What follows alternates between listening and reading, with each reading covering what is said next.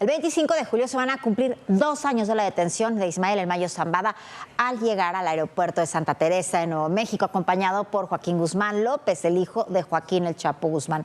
La semana pasada, el FBI entregó a un museo aeronáutico en Nuevo México la avioneta en la que llegó El Mayo, con un implícito reconocimiento de que había sido detenido mediante una operación encubierta de esa agencia.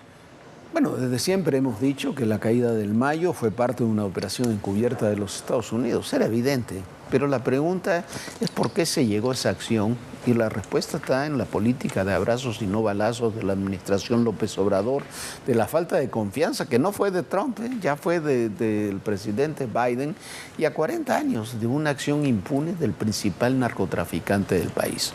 Mañana dice el gobierno federal que dará su versión sobre el caso, además aderezándola con algo que me parece que es una tontería monumental, para decirlo muy suavemente, de que Estados Unidos apoya una fracción del cártel de Sinaloa contra otra, cuando es evidente que lo que tiene Estados Unidos es todos los testimonios de todos, porque allá tienen colaborando a la mayoría de los narcotraficantes importantes, muchos de los cuales los envió el propio gobierno de México.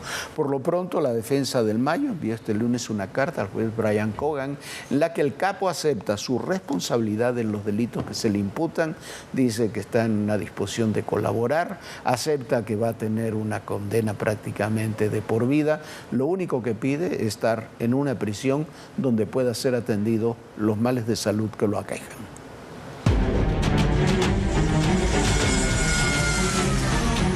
Si fue entrega, si fue captura, eso es parte de la investigación. On Thursday, the Justice Department took into custody in El Paso 2 more alleged leaders of the Sinaloa cartel. ¡Están disparando! ¡Me pegaron! El festejo del grito del 15 de septiembre va a ser suspendido. Gobernador, ¿todo tranquilo en Sinaloa?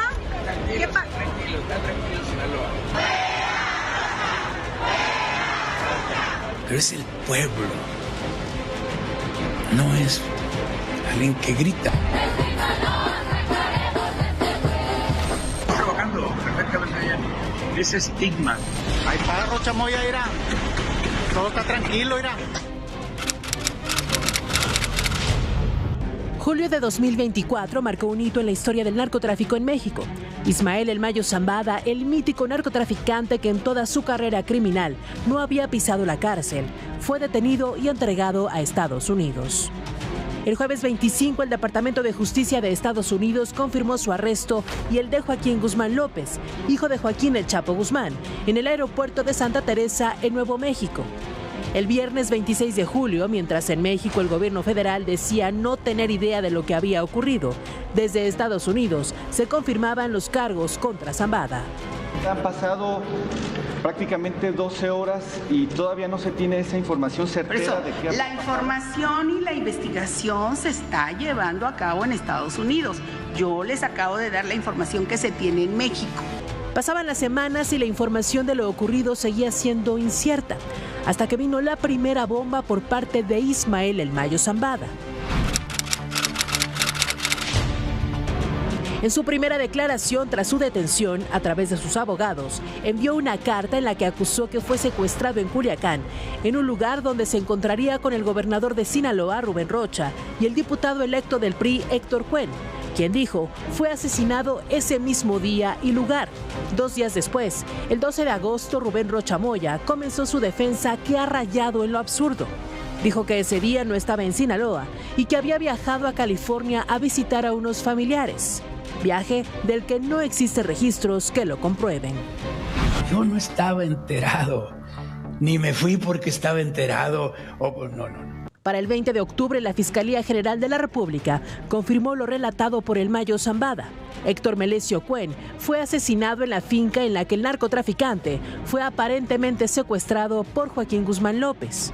La captura de Ismael Zambada desató una guerra en Sinaloa entre los Chapitos y la Malliza por el control del cártel.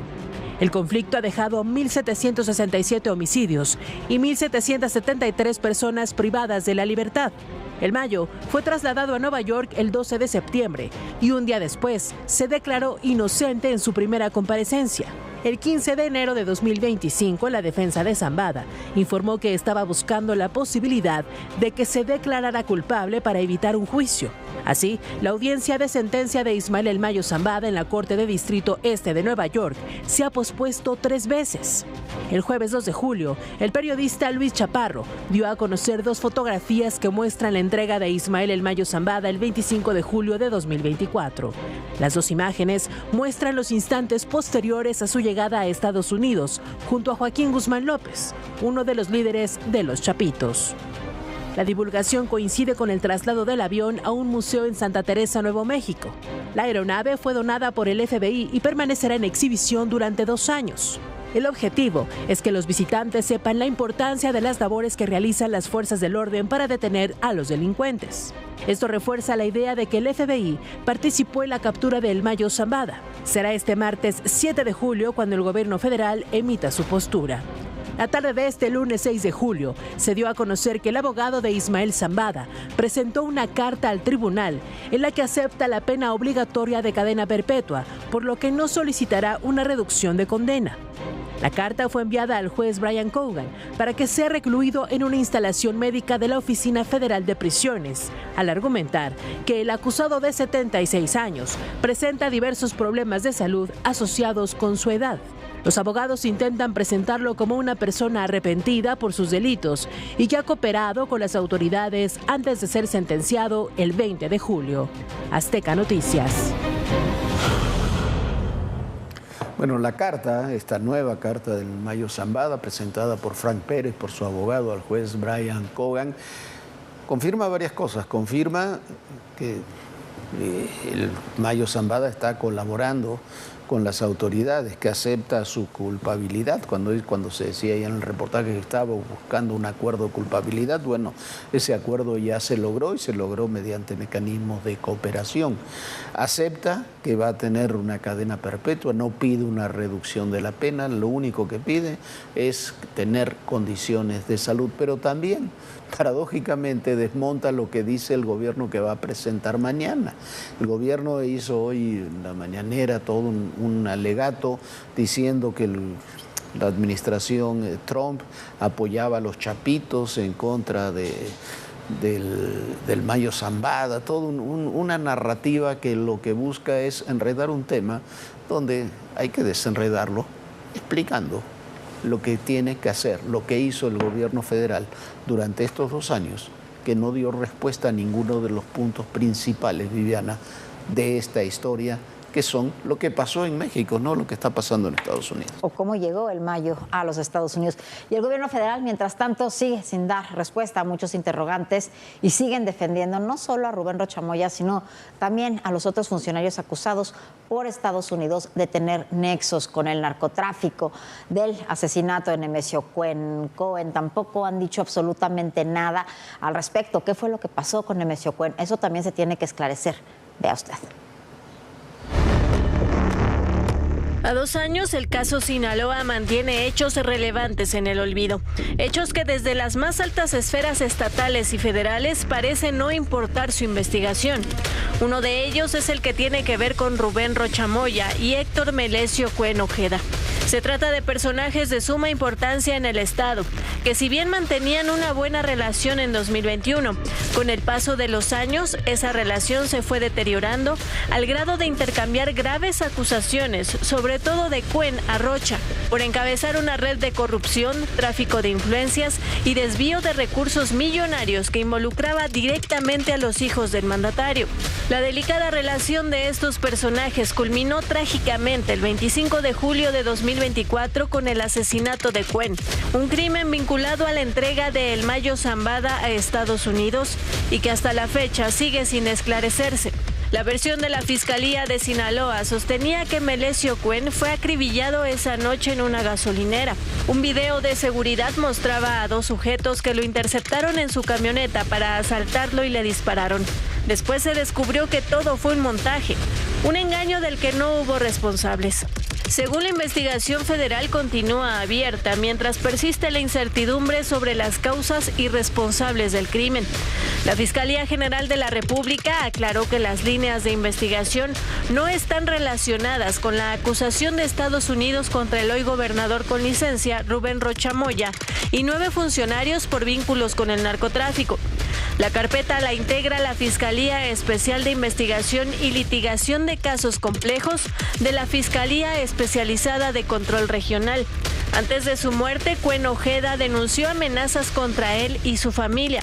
Cuestionó supuestos manejos irregulares de miles de millones de pesos en administración estatal y advirtió públicamente que responsabilizaba a Rocha Moya por cualquier daño a su integridad. Hasta ahora no hay alguna acción judicial en este sentido.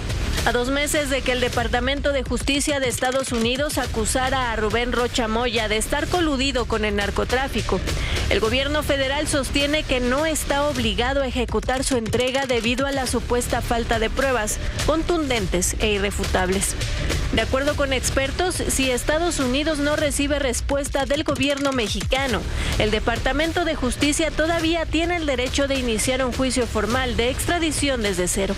Lo que Estados Unidos puede hacer es iniciar el proceso de extradición en la corte y una vez que tenga el proceso, las audiencias y una resolución, en este caso de un juez en Estados Unidos, pueden tener ya formalmente la orden de extradición. Ya no sería a través de una orden provisional o cautelar, sería ya forzosamente la extradición. El 15 de mayo, otros 2 imputados en la causa, Gerardo Mérida Sánchez, exsecretario de Seguridad de Sinaloa, y Enrique Díaz Vega, exsecretario de Administración y Finanzas Estatal, se entregaron a las autoridades estadounidenses. Se espera que ambos sean incluidos en el programa de testigos protegidos y colaboren con la Corte del Distrito Sur de Nueva York. El pasado 26 de mayo, Rocha Moya y demás acusados acudieron ante la Fiscalía General de la República con sede en Culiacán para una entrevista. No fue más que un show para simular una investigación seria y con rigor. Sabiéndose protegido, en un mensaje en redes sociales, Rocha dijo que con la frente en alto no dejará de luchar porque la verdad prevalezca. Así quedó claro que tanto Morena como el gobierno federal han extendido un manto de protección sobre sus militantes. Absolutamente nada de qué temer. El que nada teme, la pasa bien. Contenta. Bueno, y en lo que le compete al Vasco Aguirre, sin lugar a dudas nos dio mucha felicidad a todos los mexicanos. El equipo de México jugó como nunca. Y el juego del equipo, de todos los jugadores del Vasco y de su cuerpo técnico, se agradecen y se celebran. Pero los problemas del país, por supuesto, que continúan. Los problemas ahí están. Las madres buscadoras denunciaron en estos días que desde el 11 de junio han desaparecido en México 1.200 personas. Y asesinatos como el de la periodista Roxana ahí en Veracruz exhiben la profundidad de la violencia y la complicidad de los grupos de poder con esas estructuras criminales.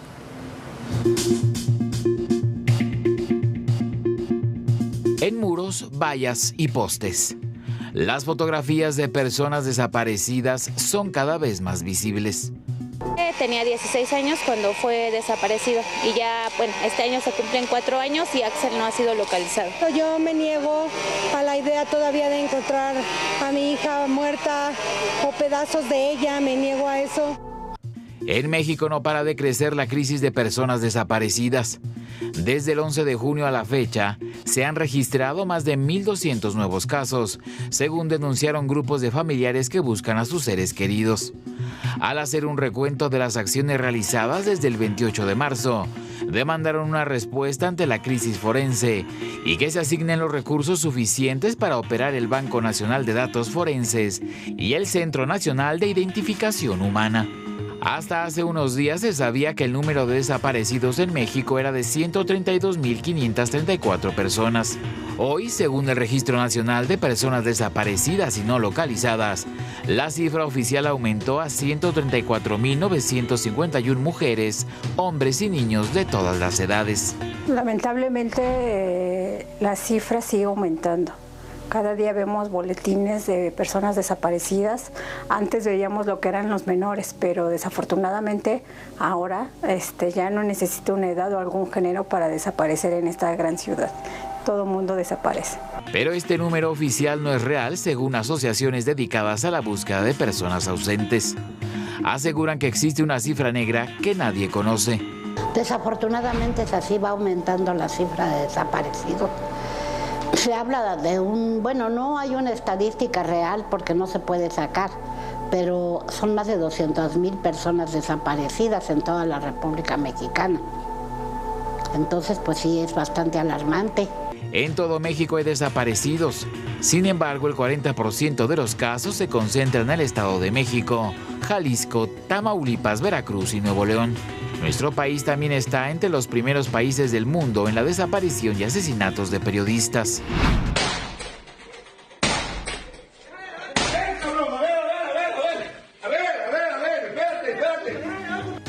El 2 de junio, un grupo de hombres armados irrumpió en Nanchital, Veracruz, y secuestró a la comunicadora Roxana Guzmán, directora del portal digital Pulso Informativo del Sureste.